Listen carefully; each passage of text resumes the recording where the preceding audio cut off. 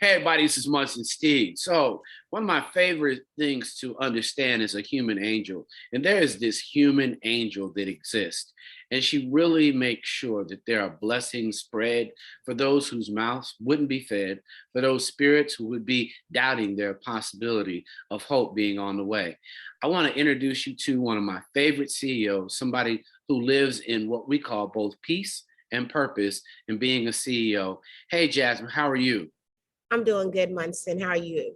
I am wonderful. For those who don't know, can you share two things? Where you came up with the idea and the name of your company, and what it means for you to be able to live in your purpose? Yeah, Goodr means to do good, to be a do-gooder. I came up with the idea in Atlanta, Georgia. I started feeding people that were experiencing homelessness and hunger, so largely living unsheltered on the streets of downtown. And I started feeding in 2013, up of about 300 to 500 people every weekend.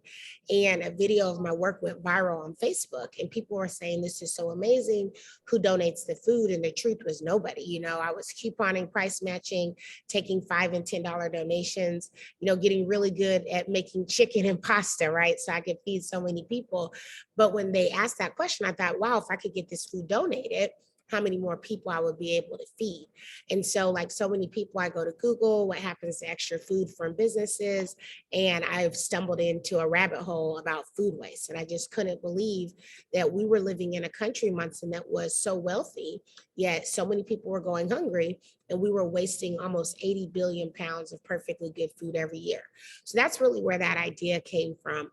When I think about purpose, I have been a change agent, if you will, a change maker for well over a decade. I helped a lot of celebrities start and run their nonprofits, and I have been someone who really wanted to live and exude my purpose in serving others. And I think I do that every day. So, for those who are surprised, why does hunger exist, and what have you found some of the principles that we need to begin to be givers versus think about one more personal item? How can we be more gooders? How can we be more do-gooders and understand that that's just as much value to who we are? One thing that I would say, hunger, really exists because of poverty. And I never really shy around that. There are still a lot of people who are making $7.15 in this country. If you think about it, Munson, the last time that minimum wage was raised is around 2007. Before that, it was $6.55. Now it's $7.15. But also, if you think about how much you paid for ground beef, fish, cheese, milk, even a year ago, those prices have just continued to go up. So there's a lot of people that are still living on that marginal poverty line and are choosing between paying for bills and paying for food. And what statistics show us is that food is the first to go. I remember feeding people when I was feeding on the streets who would come down and say, "Hey, we had to sell our food stamps in order to pay our rent. And we knew that you were feeding today." So that really does exist in this country. And that's why hunger exists, because it's just so hard for people to really be able to make ends meet. So until this country raises the minimum wage, we're going to continue to see people that are struggling. Because if you're working 40 hours a week, making $7.15, or you're probably earning before taxes $850 to $900. And so it's a lot when you think about that number. One other thing I would say is 40% of people that make minimum wage in this country are adults with children. And so that's a shocking statistic to see.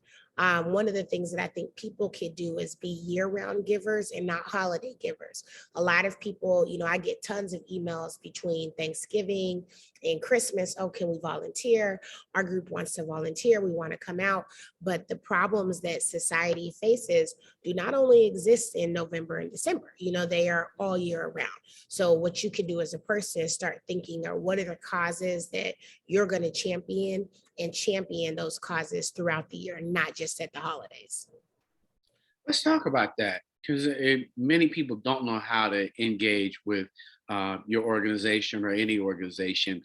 What are the opportunities there? How do you become a volunteer so that that's something regularly that you do? Yeah, Goodr, we are not a nonprofit. We are a B Corp. So we essentially really focus on job creation.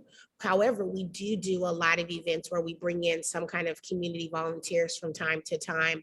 And the best way to kind of learn about those is just to follow us on social media at Goodr Co. or visit our website. We are really trying to build up kind of like a do-gooder network. So as we go into new cities, we were in Chicago in December, serving over 2,000 families. So we worked with Nicor Gas when we were there to come out and serve and partner with us. So as we go to new cities, we want to have kind of a network all over the country. But our goal is if they volunteer with us, as we continue to grow in that city, maybe they can come and work with us and actually get paid as well.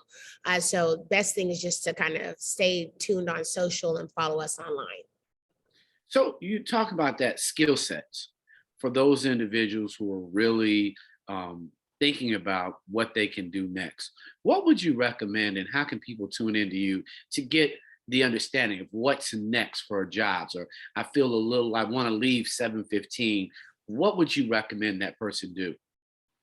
I think now is, we're hearing it. It's called the Great Resignation period, right? And I think across the board, every company is feeling it. Gooder as well. We have people that are looking to elevate, and I always say, do what's best for you and your family. Do not get stuck in a situation where you are continuing to struggle. Another thing that I think people have the ability to do right now is ask for more money, ask for more benefits, because employers, excuse me, they need you more than you need them, because everybody's hiring. So if you're in a situation where you're not making enough, you're struggling, go to that employer and say, hey, prices of everything from gas to food to childcare are increasing. In order for me to maintain, this is what I'm looking for. And if they're not able to offer that to you, that's good to know. And you start looking for other roles.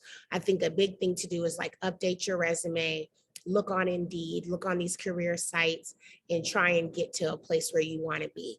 But anytime that you're struggling, you got to go and talk to your employers. And I think for years, months, and now, granted, I've been an entrepreneur for well over a decade, but when I used to work, I never did that. I never advocated for myself. And that's a big mistake that I made. I probably could have been earning a lot more money, but I just kind of was like, hey, I'm getting 40,000, 50,000 a year. I was young in my 20s, and I thought, oh, this is, a lot of money.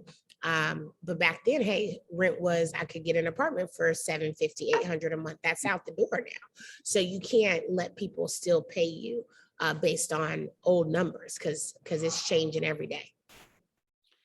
For young women, you've been an entrepreneur. What would be three of those same tips? You obviously gave a great gem in talking about advocating for yourself. What would you share with young women who are want to be a CEO like you, or in that position where they're working to elevate? What are a couple of tips that you would give them about moving up and being a CEO? One thing I would say to women, one, do it. Women, especially Black women, are still the fastest growing group of entrepreneurs. The main thing that I want us to start thinking about is not being solopreneurs. There's a lot of entrepreneurs, that they're their only employee. I am now in a position where I'm employing over 50 people, and that number is going to continue to grow. That's when you really start to create a lot of change, when you are helping other people live their lives. It also comes with a lot of pressure. So I would, let everybody know to take self-care into a huge consideration, because the amount of pressure that sits on my shoulders as I think about having employees that have children, that have spouses, that have bills, it becomes really heavy. But at the same time, I also think about the opportunities that I'm giving to people as well. So go after those dreams and really just get started, but have a plan. There's a great kind of momonism, if you will, that says, plan your work, then work your plan. So write out the steps and start taking steps towards those goals every day is the biggest thing I would tell people. Many may not understand what a solopreneur is, but why would you caution people about being solopreneurs? I think I caution people about being a solopreneur for too long, because you've got to learn to delegate, and you've got to get people to help you with it, or it's just going to take a very long time. I think, everybody probably started off as just like, hey, this is my idea, this is the business. But most successful people do not remain only person on their team. They just, no artist, no athlete, no entertainer. Everybody has multiple people on the team. And that's why you've got to think the same way. Whether that is, even if you're just hiring like contractors or consultants to help you with small facets of your business, whether that's a lawyer, whether that is, an accountant, you can't do it all by yourself. And I think as women, we're so used to doing a lot and kind of running the household. I think I always laugh. It was Phaedra Parks from The Real Housewives of Atlanta, but she said, I'm used to making the bacon, cooking the bacon, like just doing everything. But at the same time, you can't do that. You've got to have people that can delegate for you. And that's the hat that we've got to stop trying to wear, thinking that we could do everything on our own. True. I share often is entrepreneurs create a service or a product they deliver in their absence. Individuals who call themselves entrepreneurs actually deliver a product or service themselves. So they've done job creation. And I think many people have just created a job for themselves. Their service can't be delivered or their product in their absence. So it's very important to be able to pass that test, because otherwise you just say, well, I'm doing it. It's my company. It's just you. I think the other thing is duplication. It makes it very difficult to open 5 to 6 branches or 3 or 4 branches to collect more dollars if it's just you. I love that point in that. But mental, for many CEOs, you talked about the pressure on your shoulders. Share with us, if you would, the insights on how you take a break and how you know that it should be something that you deserve. What do you do to keep your mental given COVID and really the pressure of being a successful, dynamic entrepreneur? And also too, and I'm a new mom, I have an 11-month-old baby. So that's like a whole other thing to think about. Some of the things that I definitely do is when I come to the office, and Goodr has a hybrid work model. So we work 3 days in office or 2 days in office, 3 days remote. So we think it's important to still kind of gather, spread out, if you will. But that team building happens in a new startup when people are together. But the days that I know I'm coming back to the office the next morning, I don't take my laptop home. And I'm very intentional about that. I try and like start out my day with either like meditation. And meditation to me is not all about just breathing, right? I might start my day off listening to my favorite song. And just saying like, this is the song that's going to get me in the mood, get me excited to kind of go about my day. I do think I still schedule things like, hey, I want to get a massage. I want to get my nails done. I want to go out to my favorite restaurant. Those things are important to do. And then travel, so whatever those hobbies are, whatever those things are that bring you happiness, you've got to schedule time for those. And so especially now with being a mom, I'm very intentional. I'm like, hey, Wednesdays and Fridays are my work from home days. And I really spend a lot of time during those days with my daughter. On Wednesdays, I instituted last year for Goodr a no meeting day. So we have one kind of check-in meeting with all the team at 10 a.m. And for the rest of the day, no internal meetings and no external meetings. It's really the day to answer emails, just get caught up, get in a better place midweek instead of just always being in meetings every day. Now, doesn't mean we have a lot more meetings on Tuesdays and Thursdays for sure, but there's one day a week where you can say, I have nothing to do today except for, get my mental back in check. Super. Last thing for me, if you were actually giving a speech over at Clark or Georgia State or Spelman or Morehouse as a keynote speaker, and you were sharing with the young individuals who are getting ready to matriculate and face the world, what are the 3 things that you would tell them to go do, given all the experience you now have as a CEO? Number one thing I would tell people is credit is everything. I think my parents probably had really terrible credit when I was younger, right? Because they were figuring out, and I don't think anyone ever told them. But they didn't talk about credit in the household. And that was a big mistake in my parents' kind of raising of me. And so I know that there are thousands of other households. You got to think 2 months when we were coming up, right? When I was coming up, there was no social media. So there wasn't other people talking about credit and credit repair. But the biggest thing is credit is everything. It has opened a lot of doors for me. I think about being able to have an American Express Platinum card and how that helped carry me when I was building that business, of just being able to charge some things that, as I was waiting for invoices to get paid.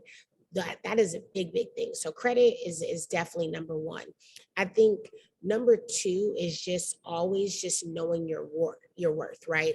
Asking, as I mentioned, asking for more money, asking for what you need, being able to move and switch around and not getting complacent. I met a friend of mine, works for an NBA team, and she told me the other day, like, I've been here 25 years. And I was thinking to myself, you should be like the president of the team. You've been there 25 years, like advocating for yourself, knowing your worth, and making sure that people are going to always know that if no one else is rooting for you, you're rooting for you, because the company is always going to do what's in the best interest of the company. You got to do what's in the best instance of yourself. And I think the final thing I would just tell people is, like, always care about yourself. And I mean, self-care is critical. Get enough sleep. Don't, get into this adage. I think I see all this time, no days off, and you can sleep when you're dead, and hustlers never sleep, and all that other stuff. You better get some sleep, okay? Because don't fall into these like social media pressures and like you're comparing yourselves to other people, and this is how I made $1 million. Come and take my class. I'm gonna teach you how to do all that. None of that stuff matters. You're the person that matters. And you gotta get your rest. You gotta work out. You gotta eat good.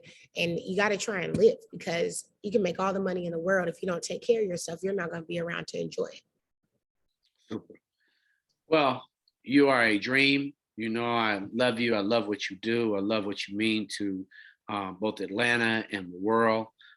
You're a bright light and truly a living angel on earth here. Congratulations on this baby girl. You got to Thank you. email me so I can send her. I'm a children's book author. So oh yeah, send me your book. Yeah.